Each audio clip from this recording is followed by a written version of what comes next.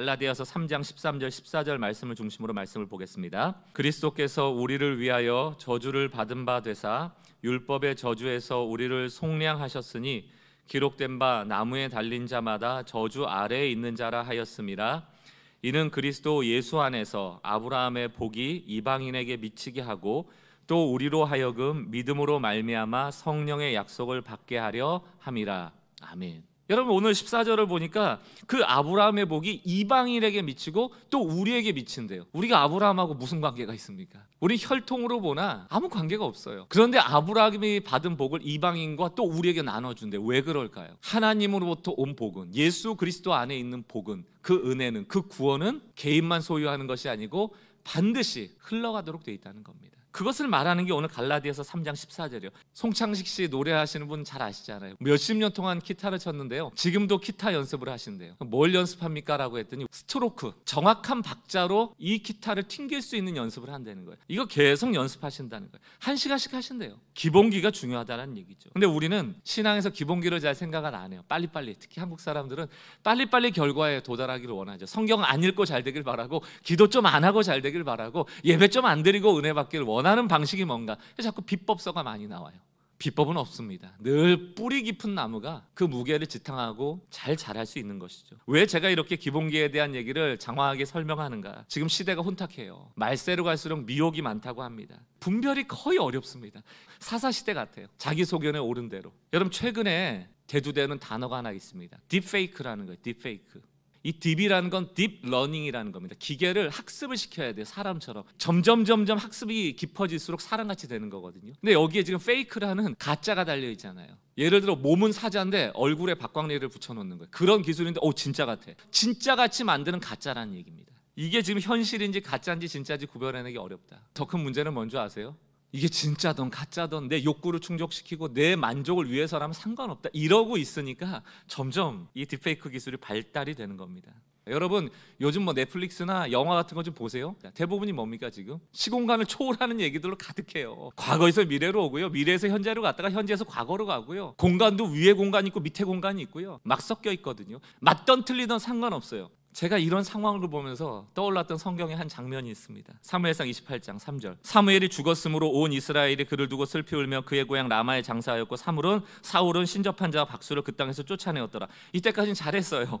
사울이 여호와께 묻자오되, 잘했어요. 기도했어요. 그런데 문제가 뭡니까? 여호와께서 꿈으로도 우림으로도 선지자로도 그에게 대답하지 않았다는 겁니다. 하나님은 때론 우리에게 yes라는 답을 주기도 하고 no, 안 돼라는 답을 주기도 하고, 많은 경우에는 wait, 기다리라는 거예요. 그러나 우리는 기다릴 수 없어요. 유튜브를 켭니다. 전화를 겁니다. 사람을 만납니다. 답을 찾습니다. 왜? 기다릴 수 없기 때문이에요. 7절. 사울이 그랬어요. 사울이 그의 신하들에게 이르되, 나를 위하여 내 유익을 위해서 내가 답만 알 수 있다면 신접한 여인을 찾아라. 본인이 신접한 자를 다 물리친 다음에 다시 모은 거예요. 그리고 내가 그리로 가서 그에게 무리를 하니 그의 신하들이 그에게 이르되, 보소서 엔돌에 신접한 여인이 있나이다. 찾아가서 사무엘을 불러일으킨 것 아닙니까? 가짜 사무엘이죠. 왜 기도 안 하는가? 왜 말씀 안 보는가? 왜 고민하지 않고 왜 생각하지 않는가? 우린 그 시간이 아까워요. 더 빨리 답을 얻을 수 있는 방법들에 익숙해져 가고 있기 때문입니다. 스탠리 하우어스라는 신학자가 있습니다. 이분이 그 어려움과 절망 속에서 내렸던 결론이, 그리스도인으로 사는 것은 답 없이 사는 것을 배우는 과정입니다. 여러분, 성경을 보십시오. 답 없어요. 여러분, 성경에 답이 많이 나와 있던가요? 아브라함이 갈대아 우르를 떠날 때 어떻게 떠납니까? 갈 바를 알지 못하고 떠나는 거예요.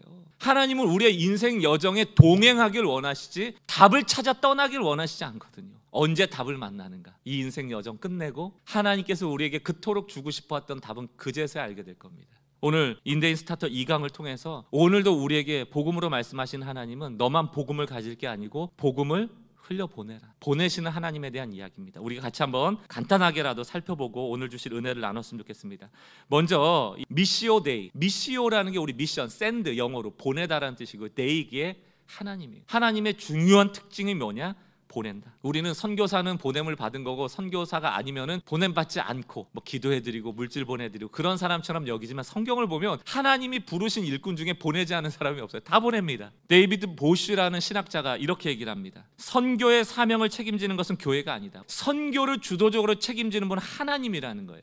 하나님이 보내시는 하나님이기 때문에. 그래서 하나님은 교회를 세우기 위해서 선교하시는 것이 아니고 선교를 위해서 교회를 쓰신다. 이 순서가 바뀌니까 교회는 생존하는데 교회 생명력이 떨어져 버리죠. 선교의 사명이 있다면 그것은 큰 건물이 아니더라도 어디나 교회라는 겁니다. 나는 선교부가 아니니까 난 선교랑 관계가 없어라고 할 것이 아니고 우리의 모든 부서의 활동들은 선교와 연관이 돼 있어야 된다. 다시 말하면 이것을 통해서 전도가 되고 있는가? 이것을 통해서 복음이 전해지고 있는가? 이것을 통해서 그리스도가 드러나고 있는가? 모든 것이 선교예요. 그래서 오늘 보내시는 하나님, 이 내용을 가지고 세 가지를 살펴볼 겁니다. 첫 번째는 우리를 보내기 위해서 하나님은 뭐 주신다?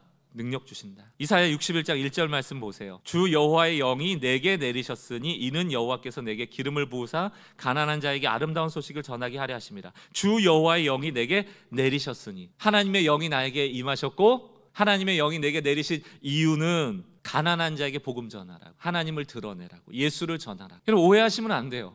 그냥 보냄받았다 하니까 내가 막 가가지고 복음을 전해야 되는구나만 생각하시면 못합니다. 왜? 능력을 갖추지 않고 나가서는 실패해요. 우리가 지금 나누지 못하는 이유, 나눔에 대해서 두려움을 갖는 이유, 내 소유를 빼앗길 것에 대해서, 손해가 볼 것에 대해서, 또 사람들이 나를 거절할 것에 대해서 두려움을 갖는 이유가 뭘까요? 주 여호와의 영이 내게 내리셔서 기름을 안 부었는데 가난한 자에게 성급하게 갔기 때문이에요. 하나님은 능력 주지 않고, 하나님은 우리에게 용기 주지 않고 우리를 먼저 보내시지 않는 분이라 저는 믿습니다. 그러므로 하나님의 영이 있는 것은 자유함이 있고요, 안 된다는 고집이 사라지게 되고요, 내 인생 끝장이라는 절망이 사라지게 되고, 저 사람 도울 만한 내게 여유가 없다, 내 코가 석자라는 마음도 사라지게 되는 것이죠. 하나님이 주시는 능력이 있을 때 비로소 내 안에 이기심과 두려움과 절망이 사라지고 주변을 볼 여유가 생겨지게 되는 것입니다. 그래야 전하죠. 주여, 내가 보냄받은 자라면 내게 능력 주옵소서. 성령이 충만함을 주시고 주의 영으로 채워주시고 나를 넓은 곳으로, 나를 높은 곳으로 데려가 주셔서 내가 나 말고도 주변을 볼 수 있는 여유로움을 주옵소서, 자유함을 주옵소서. 보내시기 위하여 능력 주시는 하나님 앞에 한 주간 여러분 매달리시는 복된 성도들 되시길 바라요. 두 번째는 하나님은 능력 주실 뿐만이 아니고 보내기 위해서 복도 주십니다. 하나님은 복 주시는 하나님이세요. 창세기 12장 2절도 똑같은 원리예요. 내가 여호와께서 너로, 아브라함으로 큰 민족을 이루고 내게 복을 주어 내 이름을 창대하게 하리니 너는 복이 될지라. 이게 얼마나 대단한 말씀입니까? 여기서 복이 될지라라는 뜻은 너가 복을 많이 받고 부자가 될 거다라는 뜻보다는 그 복이 흘러갈지라. 공동 번역에 보면 이렇게 돼 있습니다. 내 이름은 남에게 복을 끼쳐주는 이름이 될 것이다. 그래서 이름을 바꿔주시잖아요. 아브람, 한 가정의 아버지, 아브라함, 열방의 아버지. 사이즈가 달라지는 거예요. 시편 73편을 보니까 27절, 무릇 주를 멀리하는 자는 망하리니. 돈이 아무리 많아도, 아무리 가르치는 은사가 있고 여러분들이 복음에 대한 지식이 많아도 하나님에 대한 관계의 끈이 끊어지고 하나님과 멀어지면 멸하리니, 망하리니. 음녀같이 주를 떠난 자를 주께서 다 멸하셨나이다. 28절 뭐라고 되어 있습니까? 하나님께 가까이함이 내게 복이라. 하나님께 가까이 하는 사람만이 복을 받고, 그것이 복이고 그것이 능력이 되고 내 마음의 이기심을 이기게 되고 용기가 되고 절망을 이기게 되고 주변을 볼 수 있게 되는 겁니다. 하나님께 가까이함이 내게 복이라. 내가 주 여호와를 나의 피난처로 삼아 주의 모든 행적을 전파하리라. 누가 전파합니까? 돈 가진 사람? 지식 가진 사람? 아니요. 하나님을 가까이하는 복을 가진 사람만이 전할 수 있는 거예요.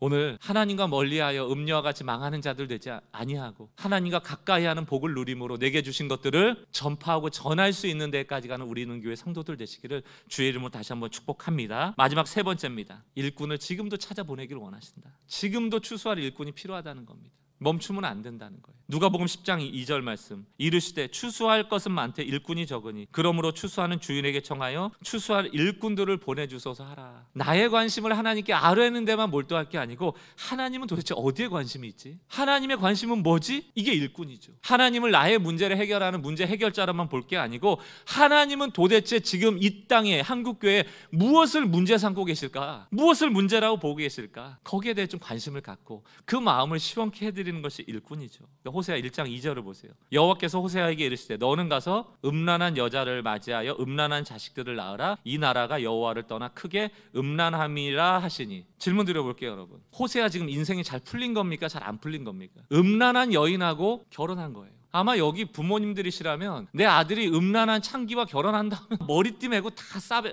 누워 계실 겁니다. 왜 호세아가 이렇게 할 수밖에 없었죠? 일꾼이라 그래요.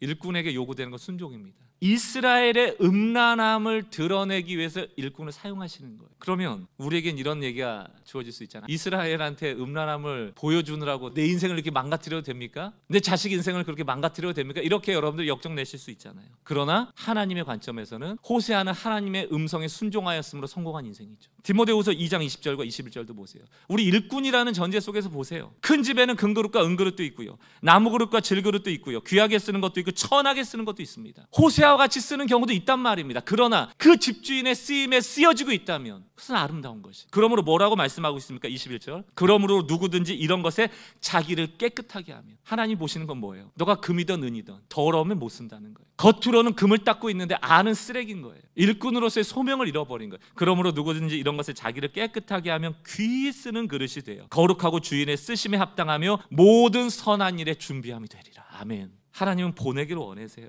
능력도 주시고 복도 주시고요, 또 순종도 원하신다고요. 내가 일꾼이구나.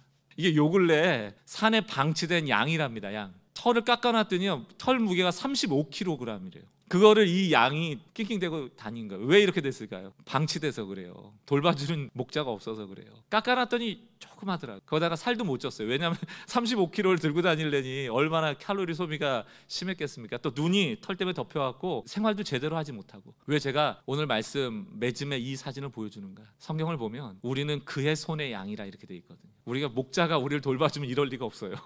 우리는 양의 모습을 가지고 아주 이쁘게 돌봄을 받으면서 그 쓰임에 맞도록 살아갈 것입니다. 그러나 그의 손 밖에 우리가 나가 있을 때 우린 양은 양인데 저런 양이 돼서 조금도 움직일 수도 없고 뭐 양으로서 역할을 할 수도 없는 그런 비참한 삶을 살아갈 수밖에 없다. 나는 지금 어떤 모습인가? 목자의 돌봄을 받고 있는가? 목자의 돌봄 밖에서 방치되고 있는가? 사랑하는 우리 있는교회 성도 여러분, 우리 기도의 자리로 나오시길 바라고요, 말씀의 자리로 나가시길 바라고, 여호와를 가까이함이 내게 복이라. 그 복을 통하여 일꾼된 우리에게 주신 소명을 정말 잘 감당해낼 수 있는 움직이는 교회들 되시기를 주님의 이름으로 간절히 축복합니다.